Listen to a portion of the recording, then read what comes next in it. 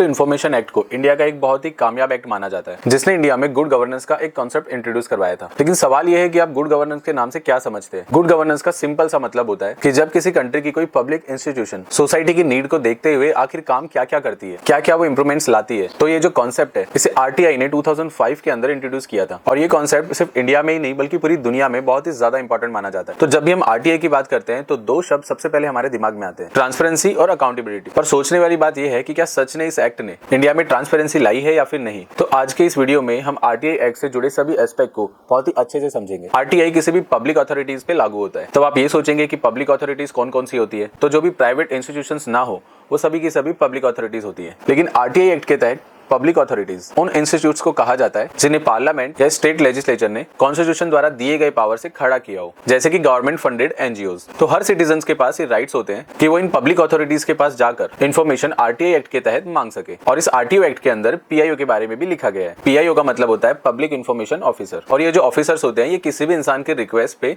उनको इन्फॉर्मेशन दे सकते हैं। तो सेंट्रल लेवल की जो बॉडी होती है वो होती है सेंट्रल इन्फॉर्मेशन कमीशन, और जो स्टेट लेवल पे बॉडी आती है उसे कहते हैं स्टेट लेवल कमीशन। और यहाँ पर ये ऑफिसर्स बैठते हैं। कुछ दिन पहले इन्फॉर्मेशन बहुत ही ज्यादा चर्चे में थी कि क्या पीएम केयर फंड भी पब्लिक अथॉरिटी है, और अगर है तो इसमें जितने भी फंड कलेक्ट होते हैं तो क्या लोग आरटीआई की हेल्प से उसकी इन्फॉर्मेशन निकाल सकते हैं। और उस वक्त पीएम केयर फंड के अंदर लगभग 3000 करोड़ का फंड इकट्ठा हो ही गया था, और फंड के रिलेटेड गवर्नमेंट ने ये इन्फॉर्मेशन अपनी ऑफिशियल वेबसाइट पे पब्लिक ही नहीं की थी। और इसी की वजह से बाद में ये बात बहुत ही कंट्रोवर्सी में आ गई थी। और इसके बाद पीएमओ ने ये बात क्लियरली बोल दी थी कि जो पीएम केयर फंड है वो एक पब्लिक अथॉरिटी नहीं है under section 2 close H of RTI act. और फिर बाद में इसके अगेंस्ट में पीआईएल भी फाइल की गई थी। और इस फंड को पब्लिक अथॉरिटी इसलिए नहीं माना गया क्योंकि इसको गवर्नमेंट फाइनेंस नहीं करती है, बल्कि प्राइवेट इंडिविजुअल्स यानी कि ट्रस्टीज एडमिनिस्टर करते हैं। अब एक और इंपॉर्टेंट केस की बात करते हैं जो कि है सीपीआईओ वर्सेस सुभाष चंद्र अग्रवाल। इस केस के अंदर सुभाष चंद्र अग्रवाल ने एक आरटीआई एप्लीकेशन सीपीआईओ को लिखी थी और ये डिमांड की थी कि आरटीआई एक्ट के तहत चीफ जस्टिस ऑफ इंडिया से रिलेटेड सभी इंफॉर्मेशन उनको शो की जाए। और फिर इसके बाद एक दूसरी आरटीआई एप्लीकेशन भी फाइल की गई और उसके अंदर इंफॉर्मेशन मांगी गई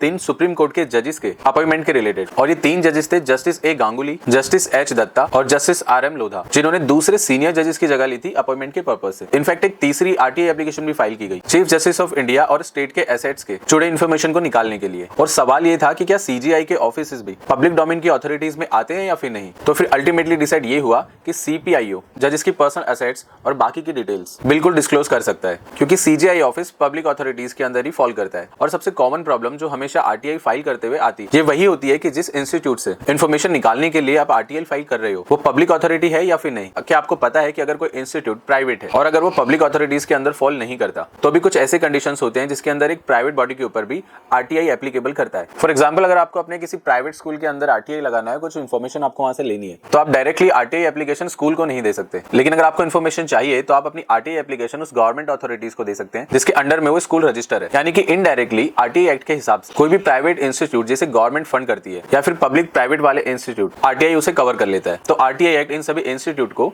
इनडायरेक्टली अपने अंदर कवर कर लेता है, भले उन्हें डायरेक्टली कवर नहीं करता है। तो ये तो हो गया आरटीआई एक्ट 2005 के बारे में। अब इस एक्ट को 2019 के अंदर अमेंड भी किया गया था और फिर इस अमेंड के अंदर सेंटर को ज्यादा पावर दे दी गई कि वो स्टेट लेवल और सेंट्रल लेवल के सभी इंफॉर्मेशन, कमीशन की सैलरी और सर्विस कंडीशन को सेट करे। इसके अलावा इस अमेंडमेंट एक्ट ने प्रीवियस एक्ट के सेक्शन 13 और 16 को भी अमेंडमेंट किया, और ये जितने भी अमेंड हुए इनको अपोजिशन ने बहुत ही ज्यादा अपोज किया था। और ये जो प्रीवियस आरटीआई एक्ट 2005 था इसने chief information officer on central level और स्टेट चीफ इन्फॉर्मेशन कमिश्नर और इसके अलावा बाकी के इन्फॉर्मेशन कमिश्नर का जो टर्म होता है, जैसे कि हमें पता था कि वो टर्म 5 साल तक का होता है या तो फिर 65 ईयर एज, इनमें से जो भी पहले आ रहा हो उसे हटा दिया गया। और ये सब कुछ डिसीजन सेंट्रल गवर्नमेंट को दे दिया गया कि सेंट्रल गवर्नमेंट इन सभी टर्म्स को अपने हिसाब से सेट करे। अब हम जानेंगे कि आरटीआई फाइल कैसे की जाती है, आरटीआई फाइल करने का प्रोसेस क्या होता है। आरटीआई फाइल करने के लिए सबसे पहले आपको आरटीआई की वेबसाइट पे जाना होगा और वहां पर आप अपनी रिक्वेस्ट सबमिट करोगे तो मिनिस्ट्री या फिर department of government of India, फिर सबमिट रिक्वेस्ट पे क्लिक करके पेज में दी गई सभी इन्फॉर्मेशन को आपको फिल करना है। फिर उसके बाद आपको आरटीआई फाइल करने की फीस पे करनी है और फिर उसके बाद आपको सबमिट कर देना है। और साथ ही साथ अगर आपको कोई अपील भी फाइल करनी हो तो वो भी आप इसी वेबसाइट के थ्रू कर सकते हैं। और आरटीआई फाइल करने के लिए जो फीस लगता है वो बीपीएल यानी कि बिलो पॉवर्टी लाइन वाले जो लोग होते हैं उनसे नहीं ली जाती है। और सबमिट करने के बाद आपको एक रजिस्ट्रेशन नंबर रिसीव होगा